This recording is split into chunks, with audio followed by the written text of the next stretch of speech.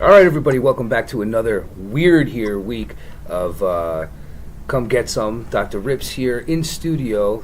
As you can see, the professor here on location in Zimbabwe. But he is here with us. He could not miss the show for any reason. Sponsored by Neutrino Blend Coffee.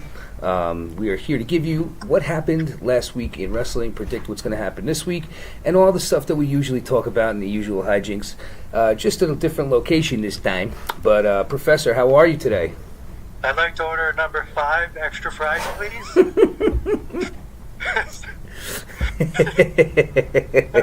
good.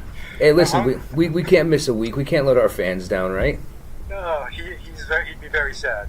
Exactly. I agree. So we're gonna take it from the top here. We're gonna go to Raw. So Raw started out last week. The Miz confronted Kurt Angle. Obviously about what happened at TLC. Blah blah blah blah. And so what happens? He makes a match and he says that there's somebody that stuck around from TLC. And that was AJ Styles, and he put AJ Styles, Rollins, and Ambrose against The Miz and The Bar, and Styles and The Shield came out on top. What did you think of that whole shenanigans? I thought it was great. I mean, to have AJ Styles, the face of SmackDown on Raw, I mean, the energy was still there from TLC, which was awesome. So, yep. I mean, the crowd was, I think extra hyped for it. Yep. Yeah, I think so too. Usually the pay-per-views after, the Raws after pay-per-views are really good. But so we had them defeating them. All sounds like his Angle is going to wrestle again at some point. I even saw something today that he was getting new tights made up for himself. So we'll see what happens with them down the road. Now here's one, and I'm sure you're going to agree with me that no matter whether you wanted to get the win on the guy or not, Kane beat Finn Balor clean. In the middle of the ring. Now, obviously, they're trying to build up Kane to be the monster that he was before he left, or at the beginning of his last run, because he's probably going to be taking on Braun Strowman at some point. Professor, what did you think about Kane beating Finn Balor 1, 2, 3 in the middle of the ring and destroying him? But definitely a good match. But I was a little disappointed that it was a clean beatdown, sort of like that. I mean, especially since Balor just had. I don't want to say the match of his life with AJ the night before, but it was such an awesome match and a great win for him. And then to, come on Raw the next night and get his ass kicked like that is kind of surprising. Yeah, I agree with you. And especially because they're, obviously they're going with Jinder and Brock right now, but after that they're going to have, it seems to be, Finn be the one to challenge Brock Lesnar for the Universal Championship. There's going to be guys filling in from now until WrestleMania until he fights Reigns, but. So Finn Balor, he's been beating Bray Wyatt, he beats AJ Styles, and all of a sudden on Raw he's losing to Kane. It's like a little head scratching, but nonetheless. It was not even for like a feud or anything. You know what I mean? It was just like a one-off sort of beatdown. Right. Yeah, it was a little strange, but it is what it is. So I'm expecting to see. Braun Strowman insert himself into Kane at some point soon, whether that be his foot up his ass or his fist in his mouth. At some point, it will happen. Then we had Asuka, who has made her Raw debut, taking on the recently fired and released, sent on her future endeavor, Emma. First of all, what do you think about Asuka beating Emma? Before we get to whatever, what did you think of Asuka's Raw debut? I liked it. I liked the walkout. I liked her skills. I mean, this is actually one of my first times seeing her. Right. I don't quite get a chance to watch NXT like you do. So This was my first big Asuka. My first big Asuka. So I thought she was great. She's got a lot of energy, a lot of great moves, good look. She's got everything that I can see. Yep, I agree with you, and she'll keep rising the ranks in Raw as the weeks go on. Emma gone. Yeah, that sucks. I felt crazy bad about that. Yeah, I saw a video of her and Summer Rae, who also got released along with Darren Young. I saw a picture of them on a beach somewhere in bikini. So as heartbroken as I'm sure she is. Was Darren Young there? No, he wasn't there. Yeah, they were buttering him up. No, he wasn't there, and neither was Bob Backlund. But listen, they'll land on their feet somewhere, I'm sure. Somebody will pick them up. As Summer Rae seems to do a lot of things outside of WWE. Emma will find another wrestling gig somewhere, so just kind of sucks. I think there could have been a lot more to her, but I guess, they didn't see it. So now Raw's women division is down to what, 3 people? Yeah, pretty much. I mean, they need a lot more than they got right now. Yeah. Well, we'll see what happens. Asuka's there, so maybe they felt that she was a little more expendable. What does this say? Jordan. It looks like it says Johan deflates DQ. I wrote this up real quick, but I think it says Jordan defeats Elias by DQ. Is that a new wrestler that I don't Johan deflates. That's something else. Johan deflates DQ. So yes, Jason Jordan again taking on Elias. So it seems that they're building a little bit of a feud. What did you think about this one? Obviously, Elias is one of our favorite guys. What did you think? Yeah. Johan Flugelhorn. Who won? Who was it? Was Who won? Tell me. Who won that one? Jordan beat him by disqualification. That's what I remember. But I'm always rooting for Elias. So of course. But it was a DQ. It wasn't like Jordan beat him like clean or something. But right. I just hope they keep on building Elias, because I think he's like one of the best things they got right now. Me too, and I think he's only going to get better, so they better be building him. The next segment we saw Lesnar. Excuse me, I had a little phlegm come up there. So it seems that Paul Heyman, made the kind of promo that made it sound like, I pretty much raised the level of competition to everybody. Everybody, we talk up Goldberg, we talk up, Reigns, we talk up this guy, Samoa Joe and Braun Strowman, but Jinder Mahal is a joke. So they're almost setting it up for Jinder to beat him in a way, and I don't know how, but it's just, I don't see how they feel like, that can be a main level match, and believable, if they're just going to have, also, how are they going to have... See, I don't know. Maybe this is going to be a disqualification or something, because I don't think either one of them can lose this match. They're both the champions of each brand. You don't want one to look weaker than the other. Clearly, obviously, Lesnar looks bigger than everybody and more dominant, but you can't also just say, well, okay, here's the champion on the other show, and we're just going to have him go in there and get suplexed 15 times and lose. What is that going to show you? That it's not going to make him believable, especially if they're going to keep him champion and go against John Cena. His next feud is supposed to be AJ Styles, so we'll see what they do. The mystery of the Brock and Jinder thing is something that I'm not sure we understand yet.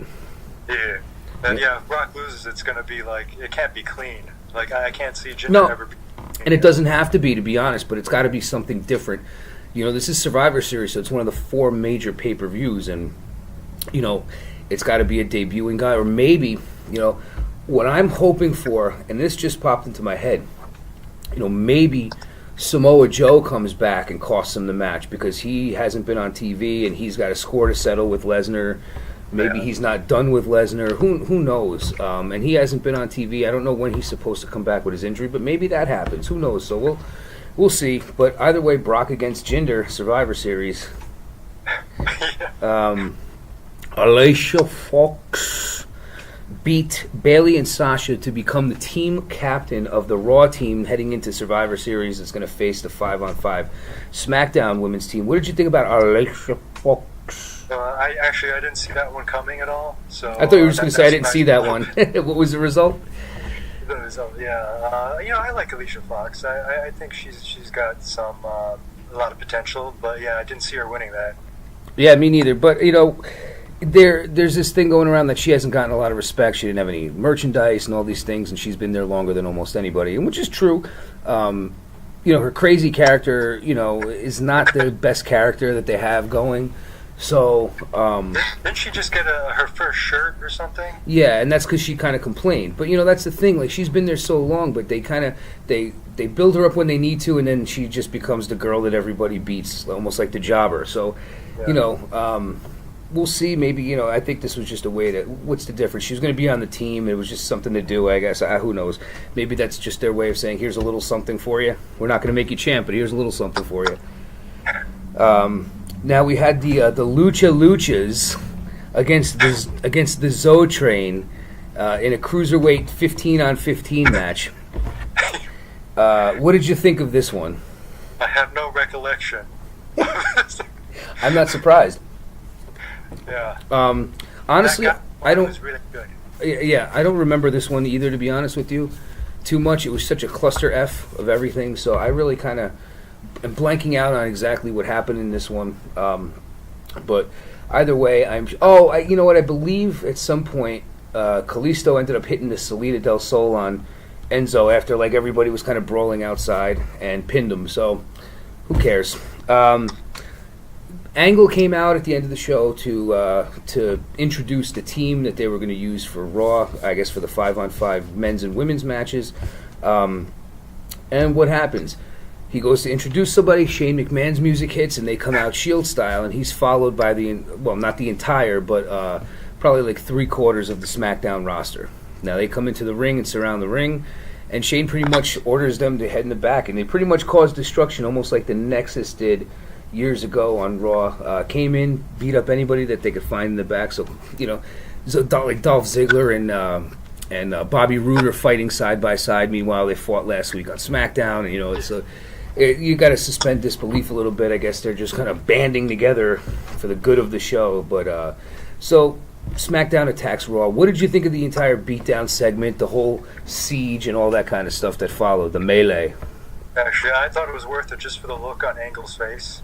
He seemed generally bewildered, but part of the deal. But I thought it was really interesting. But like I think we talked about this the day after. I think we were both expecting Braun Strowman to show up and start beating on some SmackDown people or something. That's the only thing that I feel was a little bit of a letdown, right? Because it was, Yeah, I agree with you. I think that I was expecting something to happen. Again, some of the top guys on SmackDown weren't there. AJ and Shin were there. There was no Orton. Jinder wasn't part of the attack. A couple other guys that, I'm just slipping my mind right now. But for all intents and purposes, it was a siege, and they attacked, and they did some damage, and Kurt Angle was pretty upset. And, again, out of nowhere, it's like that harsh of a thing. Like, I don't know.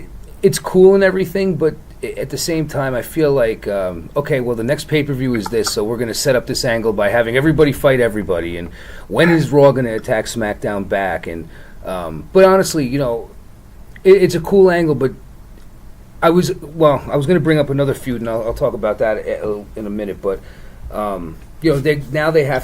we have a few weeks of show versus show, including the stuff that's going on within the show itself. So, see how they handle that. It's as much as you want to get into this stuff, you don't want to see the guys from SmackDown on Raw every week or the guys from Raw on SmackDown every week, because then by the time that they fight, nobody's going to care anymore. But they do have to set up these feuds, and how do you think they're going to get there?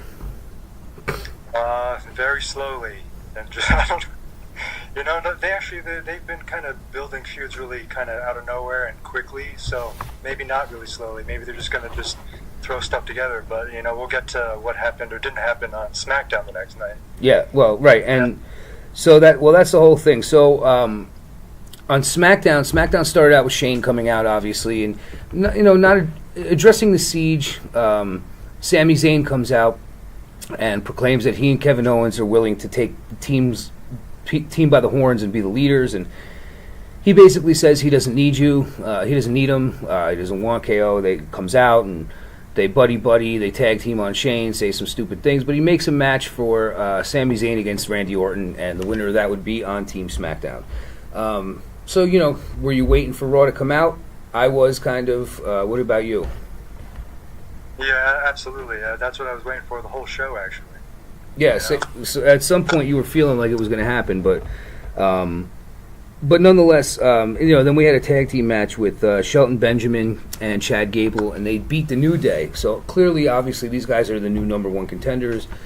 WWE wants people to believe in them, that they're a formidable opponent. What do? You put them against the New Day and have them beat them. So big win for those guys, but still, two great singles wrestlers, two great tag team wrestlers, too. Do you think they found their groove together? Do you think they're looking good, or do you think they're just kind of, it's almost like a little forced? Maybe I think a little forced. I mean, they just seem like another version of Team Alpha or something Right. like that. Yeah. So I don't know. Which was a funny thing in the siege. Jason Jordan got attacked by Chad Gable, which was kind of funny. But I feel like it's a little forced too. They haven't had a lot of time to be together, and all of a sudden they're going up against the tag team champs, the Usos, and two great. Hopefully they'll find a little bit of a groove. But anything with the Usos is good, and I believe the Usos are going to be taking on the Rollins and Ambrose because Reigns is still sick, and I think he's going to be the head guy on Survivor Series, but we'll talk about that later. So that's the tag team scene right there. Sin Cara defeated Baron Corbin by DQ. Corbin snaps because he's had that losing streak against Cara now. What did you think of this one? And I want to get to my point about Baron Corbin. Another series of embarrassment. I don't know. It's like he beat AJ Styles. What was clean, right, for the title? Yep. And then now he just keeps getting sort of, beat or, these little things that, I don't know. It's like you go from the highest of highs, beating somebody like AJ Styles to, like, getting beat by, no offense, but Sin Cara and, I don't know. What are you trying to say? Yeah. Well, you know what? I mean, and one of my buddies said this to me this week. He goes, burying Corbin again. I'm like, I don't think so. There's got to be a method to this. He got beat the first time by countout. Then he beat him. He lost by disqualification because of his own doing. So, but 2 weeks before that, he beat AJ clean 2 nights in a row. Well, he won the title the first night, and he beat AJ clean the following week on SmackDown. But clearly, listen, there's a reason that Sin Cara is beat him. Maybe they're just trying to please some Latino fans and build somebody up in the Latino audience.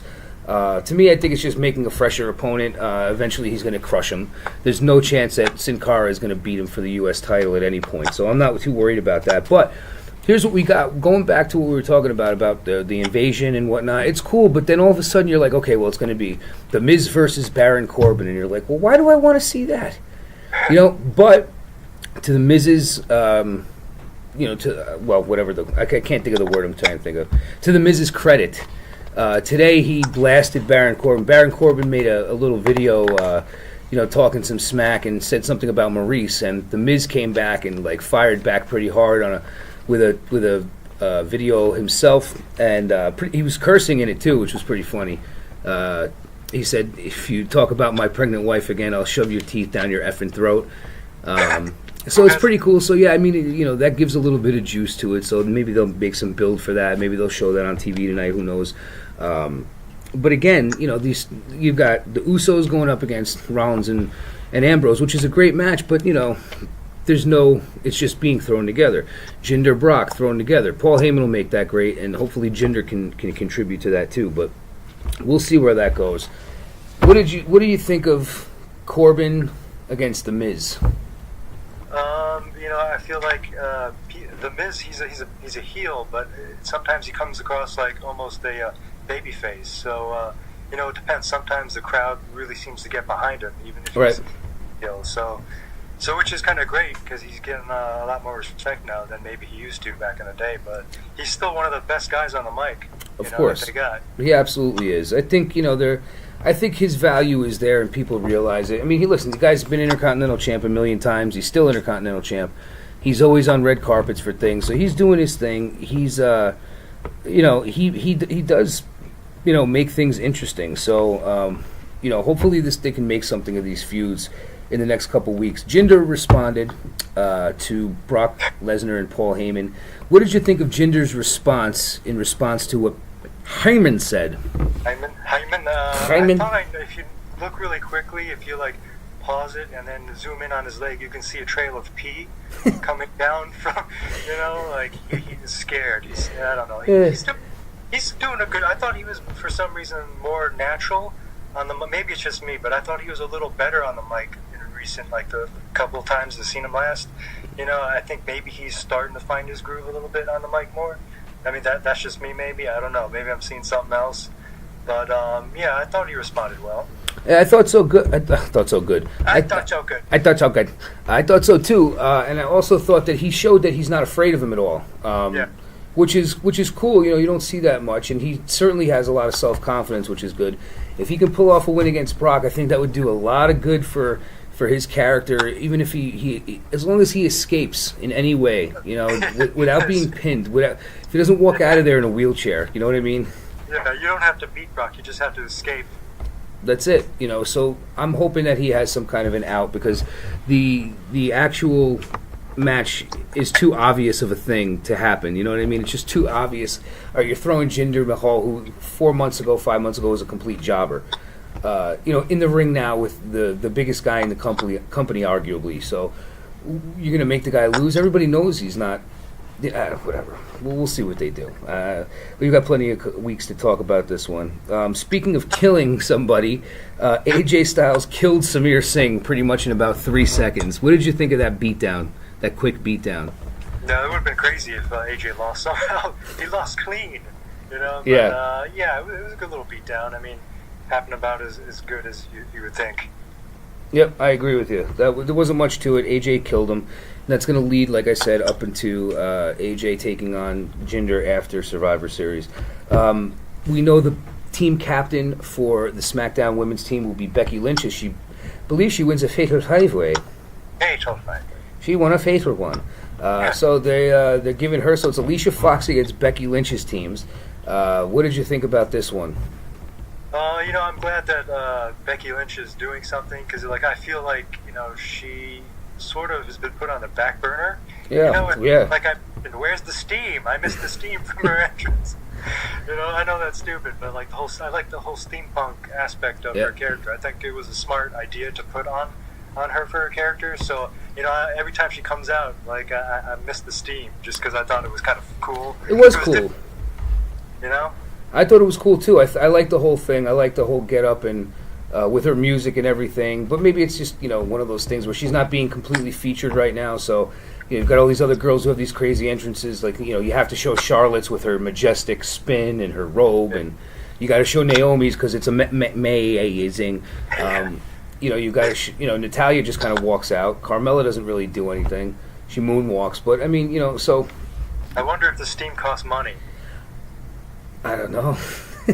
I'm not sure that that's the issue. Although they did say that they were going to cut back on a lot of things, but I can't imagine steam is one of them. Dry ice and smoke or whatever they have to do. So, nonetheless, Becky, congratulations, your team captain.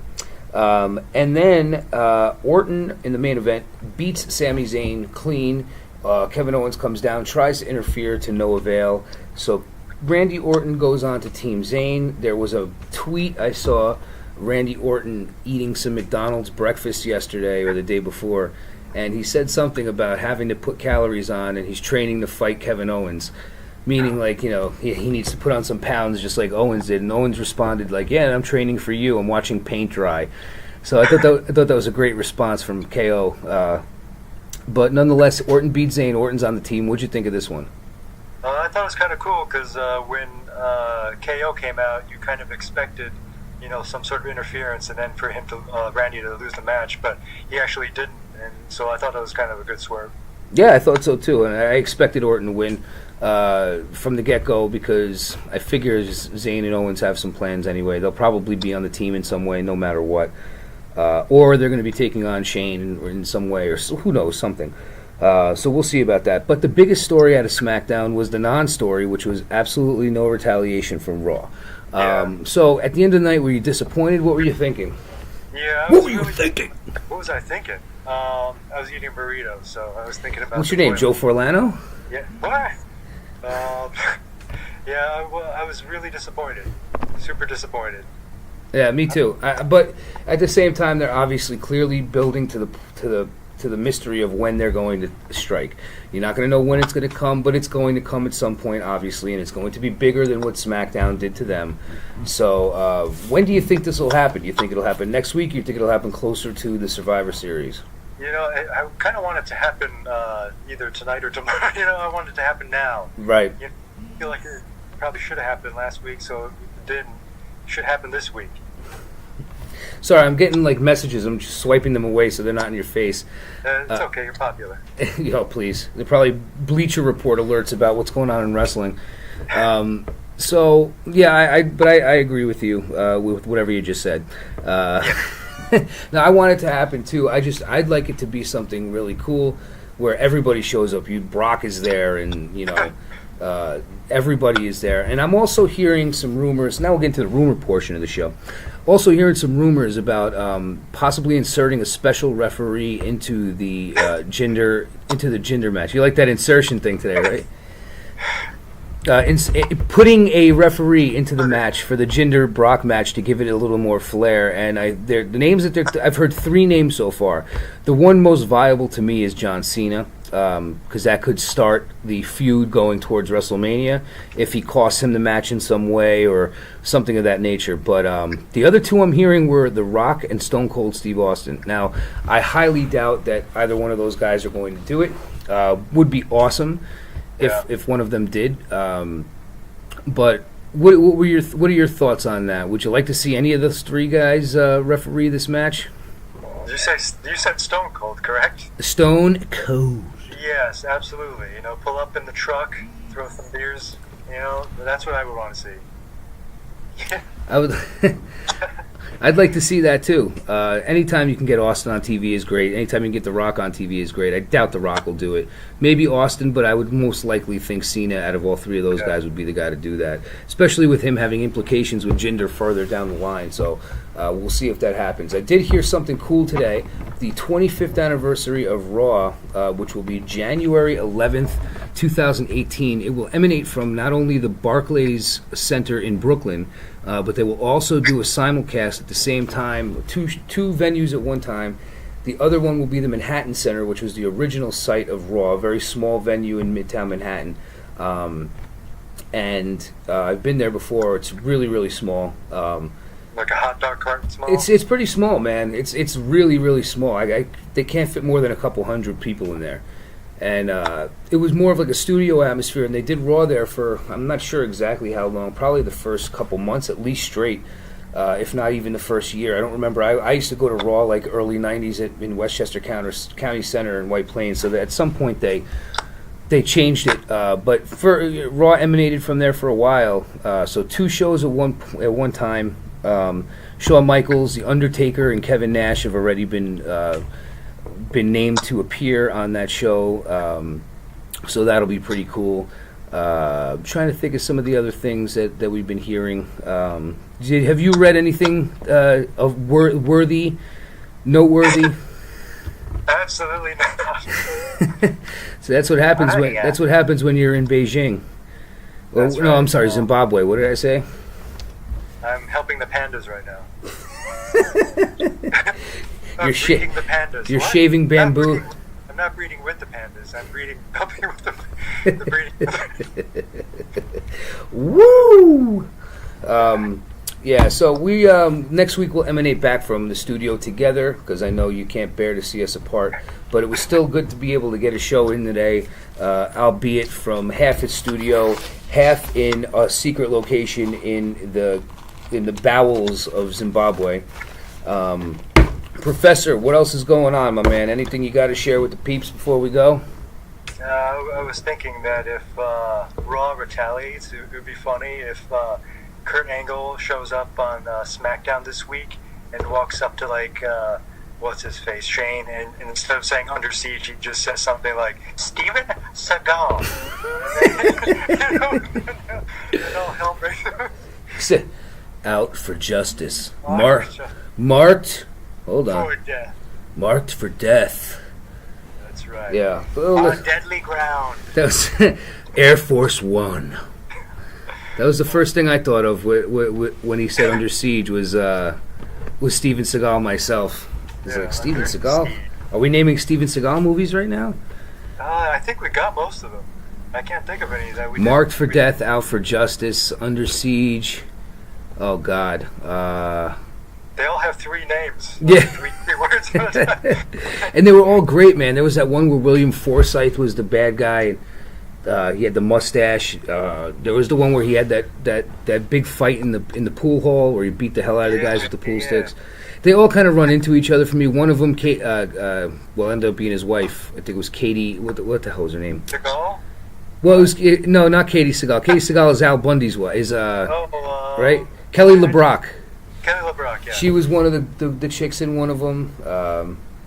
He Marked for Death, Out for Justice. Hard to Kill was another one. Hard to Kill, yeah. Hard to Kill was another one. I used to love all those movies, man. Steven Seagal would have been a great Steven Seagal would be a great like a wrestling character, like a mix between him and Terry Silver from Karate Kid 3. They both got the ponytail and they're both kind of like. That's right. He never got beat up so much in his movies. Like, imagine if like Braun Strowman, like he's just standing in the middle of the ring and Braun Strowman comes running at him and he's just like, and then gives him like one of those flips and like, oh yeah, and 1, 2, 3, like. That's it. You call him Hard to Kill Bill or something. although there might be some royalty checks need to be paid to what's his face there. God, I can't think of his name. Tarantino, yeah. Kill Bill. Well, Phil. You call him Phil. Hard to Kill Phil. Good word. Hard to kill Phil McGill. On Deadly Steven. His finishing move could be Under Siege. See, we got a character for you. They need to hire us as writers, man. You know, we've got all the great ideas. You know what I mean? I was waiting for something there. I thought it'd be funny if actually everybody from SmackDown woke up with a marker mustache. That was their, like, what? They put their hands in like warm bowls of water. Yeah, so they pissed themselves. Yeah, there was always that one guy that was passed out, wasted, and you'd take a permanent marker and draw. Oh my God! One time I was in a frat party at Cornell University up in Ithaca, and some guy passed out in a toga. And I mean, any part of his body that was exposed had something on it, and I won't get into what it was. But anyway, well, I guess that's it for wrestling.